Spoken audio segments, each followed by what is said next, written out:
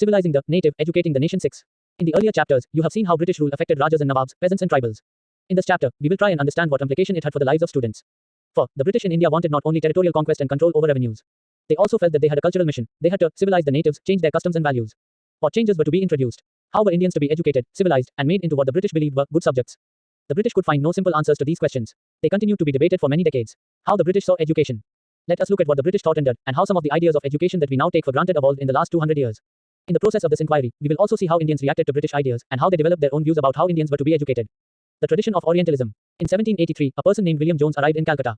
He had an appointment as a junior judge at the Supreme Court that the company had set up. In addition to being an expert in law, Jones was a linguist. He had studied Greek and Latin at Oxford, knew French and English, had picked up Arabic from a friend, and had also learned Persian. At Calcutta, he began spending many hours a day with Pandits who taught him the subtleties of Sanskrit language, grammar and fig. 1. William Jones learning Persian. Linguist, someone who knows and studies several languages. Chapter 6, in 65.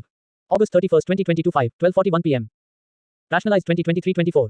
Rationalized 2023-2466 are PASTS 3. Madrasa, an Arabic word for a place of learning, any type of school or college. Poetry. Soon he was studying ancient Indian texts on law, philosophy, religion, politics, morality, arithmetic, medicine and the other sciences. Jones discovered that his interests were shared by many British officials living in Calcutta at the time. Englishmen like Henry Thomas Colebrooke and Nathaniel Halt were also busy discovering the ancient Indian heritage, mastering Indian languages and translating Sanskrit and Persian works into English. Together with them, Jones set up the Asiatic Society of Bengal and started a journal called Asiatic Researchers. Jones and Colebrooke came to represent a particular attitude towards India. They shared a deep respect for ancient cultures, both of India and the West. Indian civilization, they felt, had attained its glory in the ancient past but had subsequently declined. In order to understand India, it was necessary to discover the sacred and legal texts that were produced in the ancient period. For only those texts could reveal the real ideas and laws of the Hindus and Muslims, and only a new study of these texts could form the basis of future development in India. So Jones and Colebrooke went about discovering ancient texts, understanding their meaning, translating them, and making their findings known to others. This project, they believed, would not only help the British learn from Indian culture, but it would also help Indians rediscover their own heritage and understand the lost glories of their past. In this process, the British would become the guardians of Indian culture as well as its masters. Influenced by such ideas, many company officials argued that the British ought to promote Indian rather than Western learning. They felt that institutions should be set up to encourage the study of ancient Indian texts and teach Sanskrit and Persian literature and poetry. The officials also thought that Hindus and Muslims ought to be taught what they were already familiar with, and what they valued and treasured, not subjects that were alien to them. Only then, they believed, could the British hope to win a place in the hearts of the natives, only then could the alien rulers expect to be respected by their subjects. With this object in view, a madrasa was set up in Calcutta in 1781 to promote the study of Arabic, Persian and Islamic law, and the Hindu college was established in Benares in 1791 to encourage the study of ancient Sanskrit texts that would be useful for the administration of the country. Fig. 2. Henry Thomas Colebrooke. He was a scholar of Sanskrit and ancient sacred writings of Hinduism. Chapter 6, in 66. April 21, 2022. 12 hours 18 minutes and 2 seconds p.m. Rationalized 2023-24. Civilizing the native, educating the nation. 67. Not all officials shared these views. Many were very strong in their criticism of the Orientalists. Grave errors of the East. From the early 19th century, many British officials began to criticize the Orientalist vision of learning. They said that knowledge of the East was full of errors and unscientific thought. Eastern literature was non-serious and light-hearted. So they argued that it was wrong on the part of the British to spend so much effort in encouraging the study of Arabic and Sanskrit language and literature. James Mill was one of those who attacked the Orientalists. The British effort, he declared, should not be to teach what the natives wanted, or what they respected, in order to please them and win a place in their heart. The aim of education ought to be to teach what was useful and practical. So Indians should be made familiar with the scientific and technical advances that the West had made, rather than with the poetry and sacred literature of the Orient. By the 1830s, the attack on the Orientalists became sharper. One of the most outspoken and influential of such critics of the time was Thomas Babington Macaulay. He saw India as an uncivilized country that needed to be civilized. No branch of Eastern knowledge, according to him, could be compared to what England had produced. Who could deny, declared Macaulay, that. Fig. 3. Monument to Warren Hastings, by Richard Westmacott, 1830, now in Victoria Memorial in Calcutta. This image represents how Orientalists thought of British power in India. You will notice that the majestic figure of Hastings, an enthusiastic supporter of the Orientalists, is placed between the standing figure of a Pandit on one side and a seated Munshi on the other side. Hastings and other Orientalists needed Indian scholars to teach them the vernacular languages, tell them about local customs and laws, and help them translate and interpret ancient texts. Hastings took the initiative to set up the Calcutta Madrasa, and believed that the ancient customs of the country and Oriental learning ought to be the basis of British rule in India. Orientalists, those with a scholarly knowledge of the language and culture of Asia. Munshi, a person who can read, write and teach Persian. Vernacular, a term generally used to refer to a local language or dialect as distinct from what is seen as the standard language. In colonial countries like India, the British used the term to mark the difference between the local languages of everyday use and English, the language of the imperial masters. Chapter 6, in 67. April 21, 2022. 12 hours 18 minutes and 4 seconds p.m. Rationalized 2023-24. Rationalized 2023-2468 are PASTS 3. A single shelf of a good European library was worth the whole native literature of India and Arabia.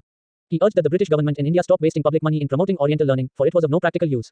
With great energy and passion, Macaulay emphasized the need to teach the English language. He felt that knowledge of English would allow Indians to read some of the finest literature the world had produced. It would make them aware of the developments in Western science and philosophy. Teaching of English could thus be a way of civilizing people, changing their tastes, values and culture. Following Macaulay's minute, the English Education Act of 1835 was introduced. The decision was to make English the medium of instruction for higher education, and to stop the promotion of Oriental institutions like the Calcutta Madrasa and Benares Sanskrit College. These institutions were seen as temples of darkness that were falling of themselves into decay. English textbooks now began to be produced for schools. Education for commerce. In 1854, the Court of Directors of the East India Company in London sent an educational dispatch to the Governor-General in India. Issued by Charles Wood, the president of the board of control of the company, it has come to be known as Wood's Dispatch. Outlining the educational policy that was to be followed in India, it emphasized once again the practical benefits of a system of European learning as opposed to Oriental knowledge. One of the practical uses the dispatch pointed to was economic. European learning, it said, would enable Indians to recognize the advantages that flow from the expansion of trade and commerce, and make them see the importance of developing the resources of the country. Introducing them to European ways of life would change their tastes and desires, and create a demand for British goods, for Indians would begin to appreciate and buy things that were produced in Europe. Fig. 4. Thomas Babington Macaulay in his study, Language of the Wise, emphasizing the need to teach English, Macaulay declared. All parties seem to be agreed on one point, that the dialects commonly spoken among the natives of India contain neither literary nor scientific information, and are, moreover, so poor and rude that, until they are enriched from some other quarter, it will not be easy to translate any valuable work into them. From Thomas Babington Macaulay, Minute of the 2nd of February 1835 on Indian Education.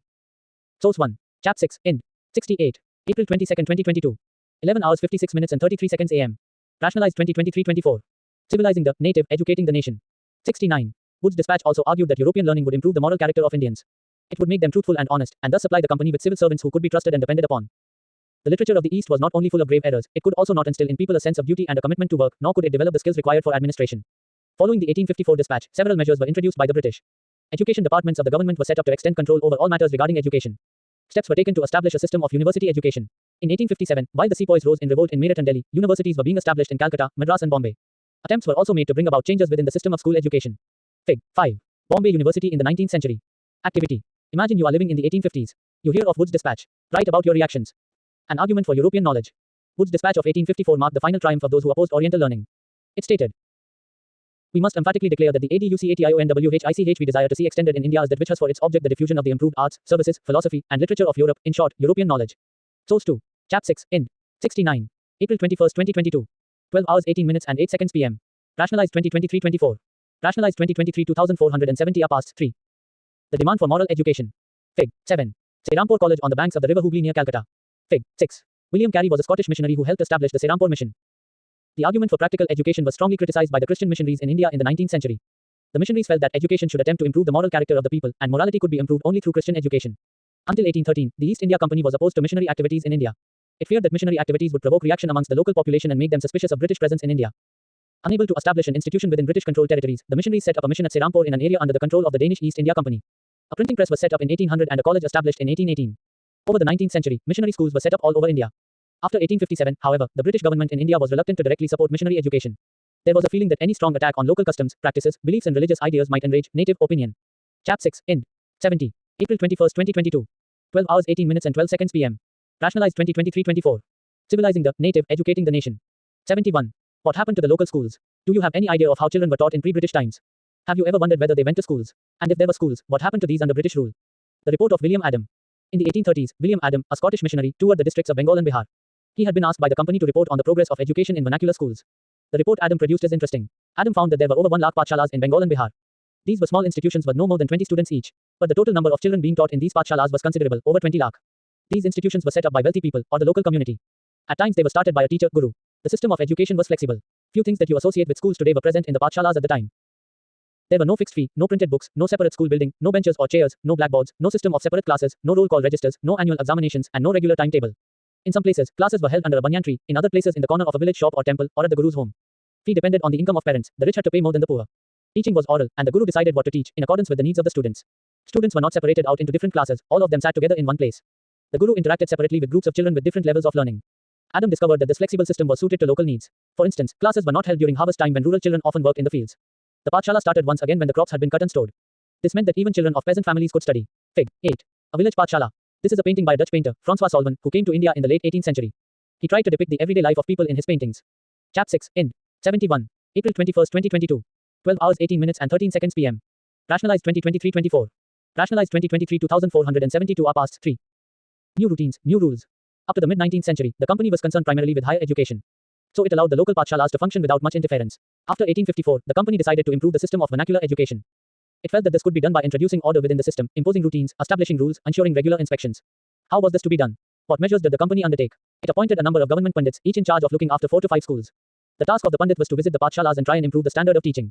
Each guru was asked to submit periodic reports and take classes according to a regular timetable. Teaching was now to be based on textbooks and learning was to be tested through a system of annual examination. Students were asked to pay a regular fee, attend regular classes, sit on fixed seats, and obey the new rules of discipline. Pathshalas which accepted the new rules were supported through government grants. Those who were unwilling to work within the new system received no government support. Over time, gurus who wanted to retain their independence found it difficult to compete with the government-aided and regulated pathshalas. The new rules and routines had another consequence. In the earlier system, children from poor peasant families had been able to go to pathshalas since the timetable was flexible. The discipline of the new system demanded regular attendance, even during harvest time when children of poor families had to work in the fields. Inability to attend school came to be seen as indiscipline, as evidence of the lack of desire to learn. The agenda for a national education. British officials were not the only people thinking about education in India. From the early 19th century, many thinkers from different parts of India began to talk of the need for a wider spread of education. Impressed with the developments in Europe, some Indians felt that Western education would help modernize India. They urged the British to open more schools, colleges and universities, and spend more money on education. You will read about some of these efforts in Chapter 8. There were other Indians. Activity 1. Imagine you were born in a poor family in the 1850s. How would you have responded to the coming of the new system of government-regulated pathshalas? 2. Did you know that about 50% of the children going to primary school drop out of school by the time they are 13 or 14? Can you think of the various possible reasons for this fact? In a speech delivered on January 15, 1908 in Bombay, Aurobindo Ghosh stated that the goal of national education was to awaken the spirit of nationality among the students. This required a contemplation of the heroic deeds of our ancestors. The education should be imparted in the vernacular so as to reach the largest number of people. Aurobindo Ghosh emphasized that although the students should remain connected to their own roots, they should also take the fullest advantage of modern scientific discoveries and Western experiments in popular governments. Moreover, the students should also learn some useful crafts so that they could be able to find some moderately remunerative employment after leaving their schools. Fig. 9. Shri Aurobindo Ghosh. Chap6, Ind. 72. April 21, 2022. 12 hours 18 minutes and 14 seconds p.m.